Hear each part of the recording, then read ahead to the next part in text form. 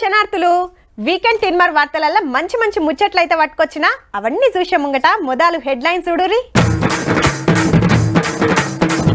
కొత్త సర్కార్ వచ్చి నెల రోజులు, చెప్తాం జరిగిన మార్పులు. కాటన్ మాంజాలు కాంతలేరు, చైనా మాంజాలకే సై అంటుర్రు. ఇంకా పూర్తయితే లేవు కళాక్షేత్రాలు, కళాకారులకు లేవు వేదికలు. పాలి హౌజ్ల చామంతి తోట, చూపిస్తారట లాభాల బాట.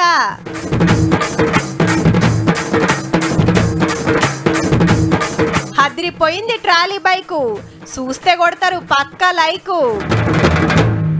ఇయాల్టికి బరాబర్ నెల రోజులబ్బా కొత్త గవర్నమెంట్ వచ్చి. డిసెంబర్ 7 తారీఖు నాడు ఎల్బీ స్టేడియంలో ముఖ్యమంత్రి సారు మంత్రులు ప్రమాణం చేసుడుతోటి కాంగ్రెస్ సర్కారు ఏలువడి షురువైంది.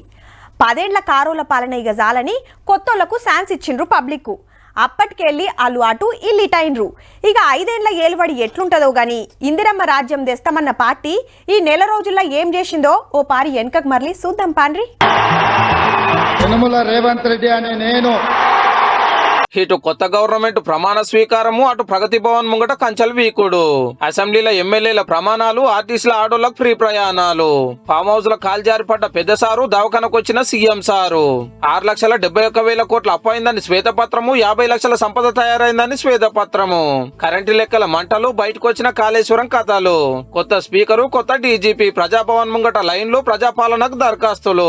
ఈ సర్కార్ 6 నెలల్లో ఏడాదో అన్న బీఆర్ఎస్, ఆర్పారర్స్ కున్న కాంగ్రెస్, కన్ఫ్యూజ్ లో ఓట్లేసిరన్న కవితక్క, యూట్యూబ్ ఛానల్ లేకనే ఓన్యమన్న రామన్న, ధర్నా చౌకులో అందరి ధర్నాలు, సచివాలయంలో చెప్తున్న సమస్యలు, ల్యాండ్ క్రూజర్ల మీద రచ్చ, డెవలప్మెంట్ పనుల మీద చర్చ, ట్రాన్స్ఫర్ అయిన ఆఫీసర్లు, సీట్లు మారిన కలెక్టర్లు, ప్రధానమంత్రిని కలిసిన ముఖ్యమంత్రి, హైదరాబాద్ కు వచ్చిన రాష్ట్రపతి, పెండింగ్ చలాన్ల మీద డిస్కౌంట్, బెల్ట్ షాపుల కట్టింగ్, సింగరేణి ఎలక్షన్ లో గెలిచిన ఎర్ర జెండా, బయటకు వస్తున్న బీఆర్ఎస్ లీడర్ల భూదందా, టీఎస్పీఎస్సీ చైర్మన్ రాజీనామా, గ్రూప్ 2 పరీక్ష వాయిదా, జాబ్ వద్దన్న మాజీ డీఎస్పీ నళిని పాత బస్సుకి పట్టుకుపోతారట మెట్రో రైల్ని, 100 ఎకరాల జాగల కొత్త హైకోర్టు, కంపెనీలు పెట్టడానికి సర్కార్ సపోర్టు, ప్రశ్నించుడు సురువు చేసిన ఎంకన్నా పార్లమెంట్ గెలిపియాలన్న రామన్న, పాతింటికి వచ్చిన కేసీఆర్ సారు, పలకరిస్తానికి వచ్చిన జగన్ గారు, సెంటర్ మంత్రులం గల్సుడు, రాష్ట్రానికి పైసలు అడుగుడు, ఇంకా కొన్ని కూడా ఉన్నాయి గానీ ఇవే ముఖ్యమైనవి. మా సర్కార్ వచ్చిన 100 రోజులలో 6 గ్యారెంటీలు గ్యారెంటీగా అమలు చేస్తామంటే ఆటోలకు ఆర్టీసీ బస్సుల ఫ్రీ, ఆరోగ్యశ్రీ పద్దు 10 లక్షలకు పెంచుడు అమలవుతున్నాయి. ఇంకో అన్నిటికీ ఇంకో 70 రోజుల టైం ఉన్నట్టు.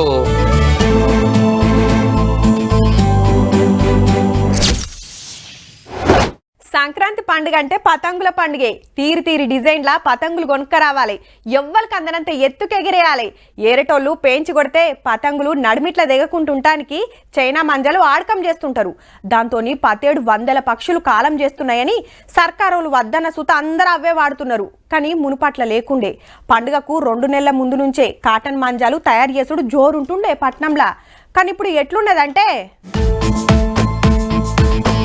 పట్నం దూల్పేటల మాంజా పతంగులు తయారు చేసుడు జోరుగా నడుస్తుంది. అట్లాని చైనా మాంజా గాదుల్లో అచ్చమైన కాటన్ ఆడకం చేసి చేత్తో తయారు చేస్తారు. రాత్రంతా నానబెట్టిన బియ్యంతోని మెత్తగా బువ్వండి ఇట్లా ముద్దలు చేస్తారు. దానికి కాంచ్ పౌడర్, అటెనక రంగులు కలిపి ఇట్లా కాటన్ దారాలకు రుద్దుతారు. ఇట్లా ఎన్ని కోటింగ్లు వేస్తే అంత గట్టిగా ఉంటది. దాన్ని బట్టి రేటు సుతా అలాగుంటది. అట్లాని 1-2 గంటలు గాదుల్లో ఎర్ర టెండల ఏం తక్కువ 7 గంటలు చెమట తీస్తే చక్కటి మాంజా తయారైతుందట. ఈడికి మంచిగానే ఉన్నది. కానీ ఇప్పుడు దూల్పేటల మాంజా తయారు చేస్తోళ్ళే లేకుండా అయిండ్రు. 20 years బ్యాక్ ఒక 200 మంది బతుకుంటాడు. ఇప్పుడు అయితే ఒక 10-15 మెంబర్సే బతుకుంటున్నాం మేడం. మున్పు 200 కుటుంబాలు మాంజాలు పతంగులు తయారు చేసుకుంటా ఇండ్లెల్ల తీసుకునేదట. కానీ ఇప్పుడు 10-15 కుటుంబాలు మాత్రమే గీ పనులున్నాయి. అంతా చైనా మాంజా పుణ్యమే. కాటన్ మాంజాల కంటే చైనా మాంజాలు జరంత గట్టిగా ఉంటాయి. ఎందుకంటే అవిటిని గాజు పొడి పూసిన నైలాన్ తాడుతో తయారు చేస్తారు. పేంచి కొడితే అవతలోళ్ళ పతంగి ఉత్తగానే తెగిపోతుంది, వీళ్ళ పతంగి పైకి పోతుంది. కాబట్టి అందరు చైనా మాంజాలకు ఎగబడుతుండే వరకు కాటన్ మాంజాలకు గిరాకీ తగ్గింది. గిరాకే లేనప్పుడు ఇంత చెమట తీసి ఏం ఫాయిదా అని ఏరే పనులు చేసుకుంటున్నారు అన్నట్టు. అటు పక్షుల పానాలు తీసే వాతావరణం ఖరాబ్ చేసే చైనా మాంజాలకు బదులు ఎవ్వలకు ఏ తక్లీఫ్ లేని కళాకారులకు ఉపాధి చూపెట్టే గీ కాటన్ మాంజాలు ఆడకం చేస్తే మంచిది. జర సోచాయించుర్రి మీరు సుతా.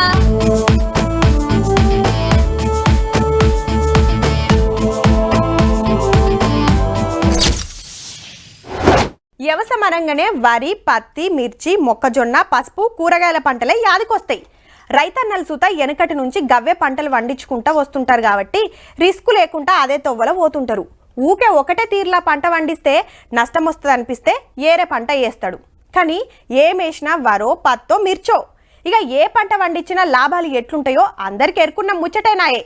కానీ గీ రైతన్న మాత్రం అట్లా కాదుల్లో. వ్యవసాయం ముచ్చట చెప్పి ఏమో చూపిస్తున్నారు అనుకునేరు. పాలీ హౌస్ అంటారు. దీంట్లో సుత నడిచేది వ్యవసాయమే. కానీ బయట వండించే పంటలు కాదుల్లో. కూరగాయలు, ఆకుకూరలు, పూల తోటలు పెంచుతారు. ఈడ మాత్రం గీ కాక చామంతి తోట పెంచుతుండు.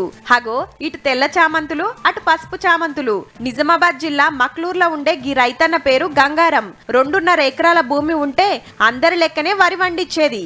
ఎన్ని పంటలు తీసినా ఎప్పటి అప్పులు ఏనుగులనే ఉండే వరకు ఏం చేస్తే గట్టెక్కుతామని బగ్గా ఆలోచన చేసి పాలీ హౌస్ లా పూలు పెంచితే ఎట్లుంటదని 7 ఏండ్ల కింద ఓ అద్దెక్రంలా 16 లక్షలు ఖర్చు పెట్టి గీ పాలీ హౌస్ ఇకమతి చేసిండు.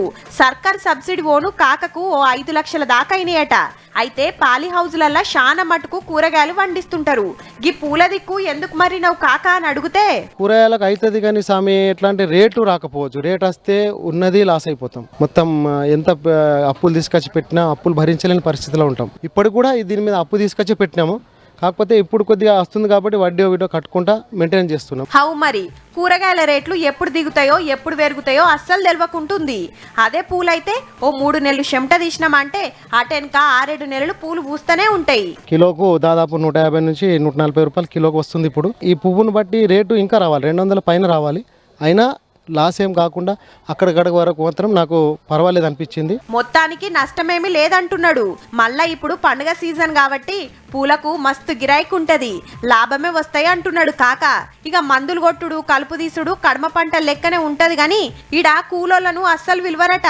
మరి వేరే వాతావరణం దీంట్లో రాకూడదన్న ఉద్దేశంతో మేము వేరే బయట వాళ్ళని కూడా లోపలికి ఎక్కువ మటుకు రానియము. మేమే ఇంటి వాళ్ళం చేసుకుంటాము. బయట నుంచి వచ్చిన వాళ్ళతోని వైరస్లు వచ్చి పంట ఆగమైతది కాబట్టి ఇంటోళ్ళందరూ కలిసి వేసుకుంటారట.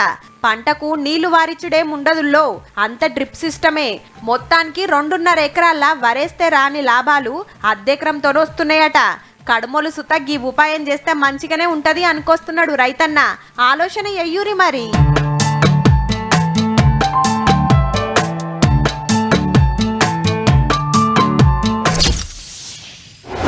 మునుపు ఊర్లకు చిందు, ఒగ్గు, మందెచ్చుల, శారదగాళ్ళు, కాకిపడగ కళాకారులు వస్తే గ్రామ పంచాయతీ కాడనో లేదంటే బడి కాడనో స్టే చేస్తే కొన్నొద్దులు తీరు కథలు చెప్పి ఎంతిస్తే అంత తీసుకొని పోయేటోళ్ళు. అట్లనే ఏ కళాకారునికైనా పాటలు పాడేటోళ్ళైనా డాన్స్ ఆడేటోళ్ళైనా ఓ స్టేజ్ కావాలి. అసొంటికి పట్నంలో రవీంద్ర భారతి, హరిహర కళాక్షేత్రం, త్యాగరాయ గానసభ, శిల్పారామం ఇట్లా షాన్నే ఉన్నాయి. హగో అచ్చం అట్లనే ఓతాన సుత్తు ఉండాలని పనులు చాలు చేస్తే ఎంత రువ్వడిగా ఉరుకుతున్నాయంటే మీన్ చెప్పుడు కాదు కానీ మీరే చూడుర్రిగా. నత్తతోని నువ్వా నేనా అన్నట్టే పోటీ పడుతున్నది పో కాళోజీ కళాక్షేత్రం. హన్మకొండల 15 కోట్లతో 8.5 ఏళ్ల కింద పనులు చాలు చేస్తే 50 కోట్లకు బడ్జెట్ పెరిగింది కానీ ఇంకా పనులు ఒడుస్తూనే లేవు. ఎప్పుడు ఓపెన్ చేస్తారా, ఎప్పుడు ఆ కళాక్షేత్రంలో టాలెంట్ చూపిద్దామా అని బొచ్చడు మంది కళాకారులు ఎయిటింగ్ చేస్తుర్రు. తెలంగాణ వచ్చిన కొత్తలకు ఇంత గొప్ప చరిత్ర ఉన్న వరంగల్లో ఒక్క మంచి ఆడిటోరియం అని ఉండొద్దా అని అప్పటి బీఆర్ఎస్ గవర్నమెంట్ ప్రజాకవి కాళోజీ పేరు మీద కళాక్షేత్రం గట్టుడు చాలు చేస్తే ఒక మానం గొడుస్తలేవు పనులు. అగో ఎక్కడి పనులు అక్కడనే ఆగినాయి. ఆ నడమ 2 మాటలు చాలు చేస్తామన్నారు కానీ నిధులు లేక పనులు కాక ఆగిపోయింది. ఇది ఒక్కటే కాదుల్లో, అటు పోతన నగర్ లో పోతన విద్యాపీఠం కాడ ఇంకో ఆడిటోరియం అని చాలు చేస్తే ఇప్పుడు డంపింగ్ యార్డ్ కింద వాడకం చేస్తున్నారు. అఖండ ఆంధ్రప్రదేశ్ లో పోచం మైదానంలో కళాక్షేత్రం కడదామని శంకుబండలు వాతిరు గాని పిచ్చి చెట్లు మొలిచి మందు తాగేటోళ్ళకి అడ్డా అయింది. గడ్డ మీద ఉన్నటువంటి అనేక మంది కళాకారులు కూడా వేదికలు లేక తమ కళలను ప్రదర్శించేటువంటి పరిస్థితులు లేక ఇబ్బందులు పడుతూ ఉన్నారు. అంతరించిపోతున్న కళలకు జీవం పోయడానికి ఈ రాష్ట్ర ప్రభుత్వం తక్షణమే చర్యలు తీసుకొని లీడర్లు పట్టించుకోక ఆఫీసర్లు తొంగి చూడక కళాకారులు వేదికలు లేక ప్రైవేట్ ఫంక్షన్ హాల్లో ప్రోగ్రాములు చేస్తున్నారు. రవీంద్ర భారతి కంటే టాప్ మోస్ట్ కళాక్షేత్రము కాళోజీ కళాక్షేత్రం అని చెప్పడం జరిగింది. బహుశా అయి ఉండొచ్చు, కానీ కంటికి కనబడతలేదు, ఇంపుగా లేదు, ఇంకా కొంత కంపుగానే ఉన్నది. జర కాంగ్రెస్ గవర్నమెంట్ అన్న పట్టించుకొని పనులు రువ్వడిగా చేపియాలని కోరుతున్నారు కళాకారులు.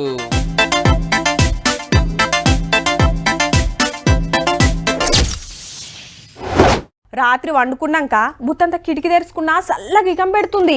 మళ్ళా కిటికీ పెట్టొచ్చేదాకా నిద్ర పడితే ఒట్టు. గీ తీర్ల చలి పెడుతుండే వరకు ఒక్క చెద్దరికి సలాగుతలేదు. 2-3 జోడించి కప్పుకుంటేనే జరంత వెచ్చగా ఉంటుంది. ఇక తెల్లారగట్ల లేవాలంటే మాత్రం సుక్కలే. పొద్దుగాల లేచి చెట్ల మీద చూసే వరకు మంచు బొట్లు ఎట్లా కానొస్తున్నాయుల్లా. బయట దండం మీద ఏదన్నా ఆరేసినా తెల్లార వరకు మొత్తం తడిచిపోతుంది. చలిలా బయటకు వెళ్ళాలంటేనే గజ్జుమంటున్నారు పబ్లిక్. అసొంటిది గిల్లు ఎట్లుంటున్నారో ఏమో పాపం. ఇటు గాంధీ దవాఖానా నుంచి నిలోఫర్ దాకా, అటు కూకట్పల్లి నుంచి ఇటు ఎల్బీ నగర్ దాకా ఆడాడ ఫుట్పాత్ల మీద ఇట్లనే పండుకొని ఉంటారు పబ్లిక్. చల్లగా చలి పెడుతుంటే ఎట్లా ముడుచుకున్నారో వీళ్ళకు నిద్ర పట్టకుండొచ్చు అనుకుంటూ అట్లనే కూకున్నారు చలిలా. ఇలా చాలా మంది బతుకు తెరువు కోసానికి పట్టణానికి వస్తే కొందరు దవాఖానలో చూపించుకుంటానికి, లేదంటే చుట్టాలు దవాఖానలు ఉంటే చూస్తానికి వచ్చిన వాళ్ళే. పేషెంట్లు అంటే కొత్తనే పెట్టుకుంటా అని చెప్పి టెన్ వచ్చి అనుకుంటే మొన్న కానీ ఆల్రెడీ వెయిటింగ్ హాల్లో వండుకుంటే ఫోన్లు ఎత్తుకొని వెళ్ళారు మా బ్రదర్వి. నాది ఇట్లా ఫోన్ ఎత్తుకుపోయింది. దవాఖానలో పండుకుంటే ఫోన్లు ఎత్తుకపోతుర్రని రోడ్డు మీద పడుకుంటుర్రట. ఈ కాక కుటుంబం అంతుండి చూస్తే చల్లగా చలి పెడుతుంటే ఫుట్పాత్ మీద పండుకోవాల్సి వస్తుందని ఒక ఏడుపు కాదు. 2 కొడుకుల పెళ్లిళ్ళు చేసిన, పెళ్లి చేసి లాభం ఏమున్నది నాకు? ఇప్పుడు నేను దుఃఖమే నాకు దిక్కాయి. నేను ఏ దిక్కు లేకుండా నేను వచ్చి ఏడ్చుకుంటా బతికి. ఎప్పటి నుంచో పట్టణంలో ఉండేటోళ్ళు చూద్దా పిల్లలని వేసుకొని చలిల కాలం వెళ్ళదీస్తున్నారు. మాకు ఇల్లు లేదు సార్ ఇప్పుడు. ఇక ఈ అన్న కోసం అన్నే చెప్తాడు నూరి. డియర్ స్టూడెంట్స్ సార్, మేము ఇలాంటి ఉద్యోగం ఉపాధి లేక ఇక్కడ వచ్చి అడ్డల పైన చేసుకుంటా ఉన్నాము. అంత పెద్ద చదివి ఊరు నుంచి వచ్చి రూమ్ లో కిరాయి కట్టే పరిస్థితి లేక ఫుట్పాత్ మీదనే ఉంటున్నాడు. పొద్దుందాకా మేస్త్రి పనికి పోడు, రాత్రికి ఫుట్పాత్ మీద పండుకున్నాడు. అయితే చలికాలంలో గీసొంటి తిప్పలు పడుతుర్రనే నిరుడు నైట్ షెల్టర్లను పెట్టిరు కానీ అవి ఎక్కడనో ఎవ్వలకు తెలియదు. అందుకే చలిలో గీ తీర్ల తిప్పలు పడుతున్నారు. జరసేపు బయట నిలబడితేనే సాల్ అవుతుంది. జర గీల గురించి ఏదా నిగమత్ చేయురి సార్లు.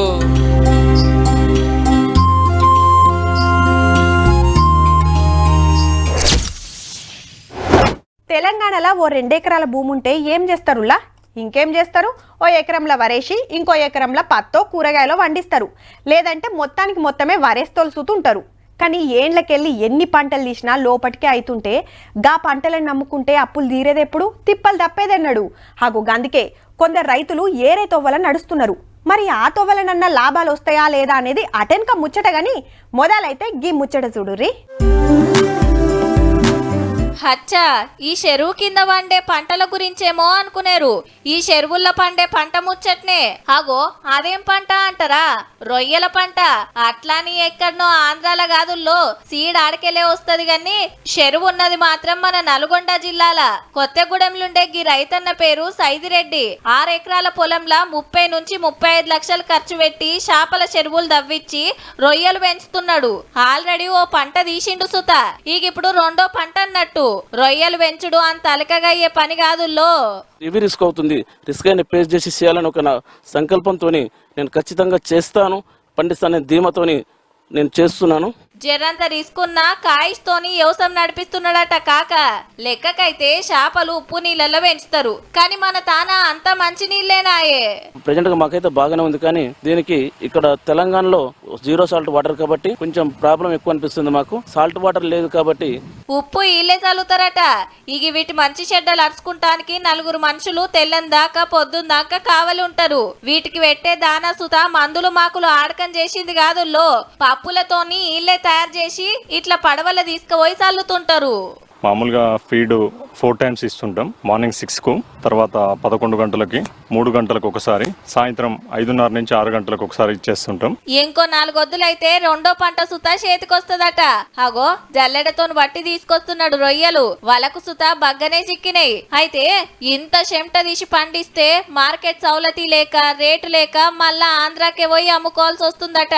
చాలా మంది రైతులు రొయ్యలు పెంచుకుంటానికి ఇంట్రెస్ట్ ఉన్నారు గాని సౌలతులు లేక వెనకకు తీస్తున్నారు. సర్కారు ఏదైనా ఉపాయం చేస్తే మంచిగుండు అంటున్నాడు రైతన్న.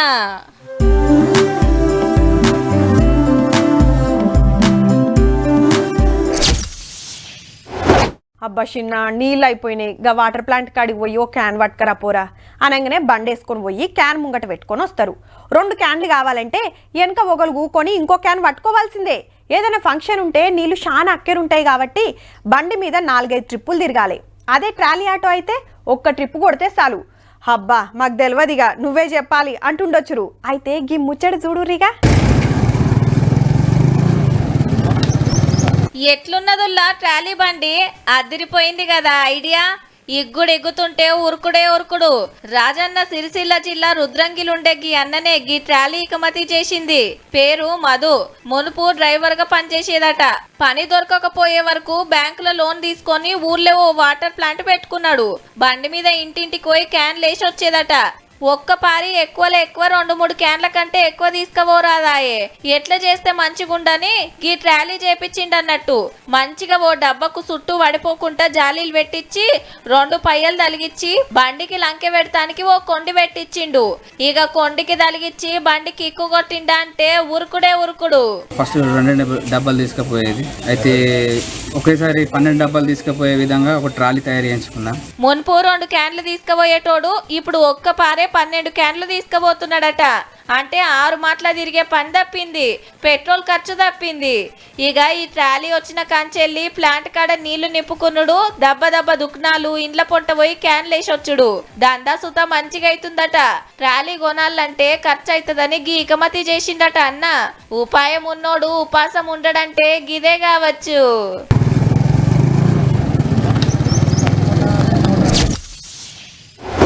పండుగ వస్తుందంటే ఇంటికి సున్నాలేసుడు, చుట్టూ గోడలకు అందంగా ఉండేటట్టు తీరి డిజైన్ల ముగ్గులేసుడు, మామిడాకులతోని తోరణాలు గట్టుడు, బంతులు చామంతులతోని దండలల్లి ఇల్లంతా ముద్దుగా శృంగారిచ్చుడు చేస్తాం. అట్లనే ఈ నెల 22 తారీఖు నాడు అయోధ్యల సుత పెద్ద పండుగ చేస్తున్నారు కదా. మరి దేశం అంతటికెళ్ళి చుట్టాలు పోయే పండుగాయే. ఇంకెట్లా సింగారిచ్చాలే, అయోధ్యలా ఏమేం చేస్తుర్రో అరుచుకుందాం పారి. వరెవ్వా తొవ్వ పొంట ఉన్న బంగుళాలన్నీ రంగులేసి ముద్దుగా సింగారిచ్చిండ్రు. ఆడాడ పూల దండల తోరణాలు సుతా కట్టిండ్రు. ఇగిటు డివైడర్లను తీరు పూల మొలకలతో సింగారిస్తున్నారు. బాలరాముని ప్రాణ ప్రతిష్ఠ కార్యానికి ముద్దుగా ముస్తాబు చేస్తున్నారు అయోధ్య పట్టణాన్ని. అటు రైల్ స్టేషన్ కాంచెల్లి ఇటు బస్ స్టాండ్లు విమానాల డిపోల దాకా గుడికాడ పనులన్నీ అయిపోవచ్చినాయి. 25,000 మంది హోమాలు చేస్తట్టు ఏర్పాట్లు చేసిండ్రు. అటు గుజరాత్ రాష్ట్రం వడోదర నుంచి 108 అడుగుల పొడుగుండే పెద్ద అగరబత్తి వచ్చింది. 22వ తారీఖు నుంచి 45 దినాలు వెలుగుతుందట. ఇక చుట్టాలను తీసుకుపోనీకే కరెంటుతో నడిచే కార్లు రెడీ పెట్టిండ్రు. 7,000 మందికే పత్రికలు పంపిండ్రు తప్పకుండా రావాలని. రాముని గుడి కట్టాలని తన్లాడినోళ్ళ అందరి గురించి ఎరకయ్యేటట్టు ఓ బుక్లెట్ సుతా కొట్టించిర్రు పత్రికలతో పాటే. దేశం అంతటి నుంచి వచ్చే పెద్ద భక్తుల కోసానికి పెద్ద హోటళ్లు బుక్ చేసిండ్రు. టెంట్ సిటీలు కట్టిండ్రు. సకల సౌలతులు చేస్తున్నారు. ఇక రంగురంగుల లేజర్ లైట్లు, వేల దీపాల నడుమ సరయూ నదొడ్డుకు 51 అడుగుల బాలరాముని విగ్రహ ప్రాణ ప్రతిష్ఠ పండుగ ధూమ్ ధామ్ గా చేస్తానికి అంతా రెడీ అయినట్టే. గా పండుగ ఎట్లా చేస్తారో అప్పటికి చెప్పుకుందాం తీర్రి.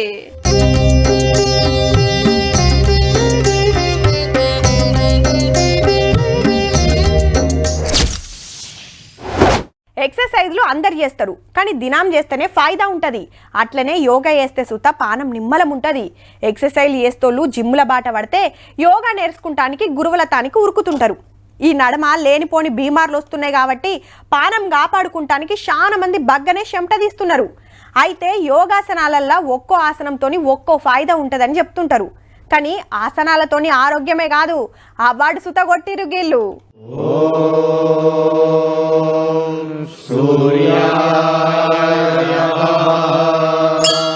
వరెవ్వా కోనేరు చుట్టూ కొంగలు చేరినట్టే ఉన్నది పో. మంచిగా చూడురి, చుట్టూరంగా నిలబడి సూర్య నమస్కారాలు చేస్తున్నారంతా. ఇటు ఇల్లు సుత అంతే. 108 జాగల్లా ఏం తక్కువ 4,000 మంది ఎక్కడోళ్ళక్కడ దుప్పట్లు వరుసుకొని సూర్య నమస్కారాలు చేసి రికార్డు కొట్టేసిండ్రు.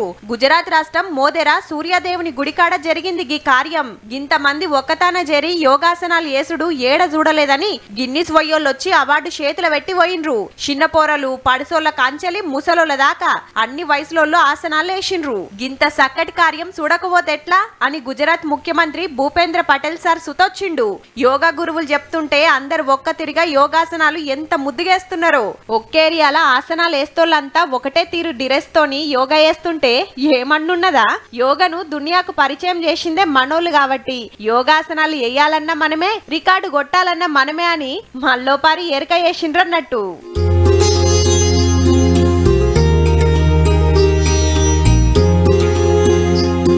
ఇక ఇవ్వుళ్ళ ఇయాల్టి వీకెండ్ తీన్మార్ వార్తలు ఉంటామల్లా. నమస్తే.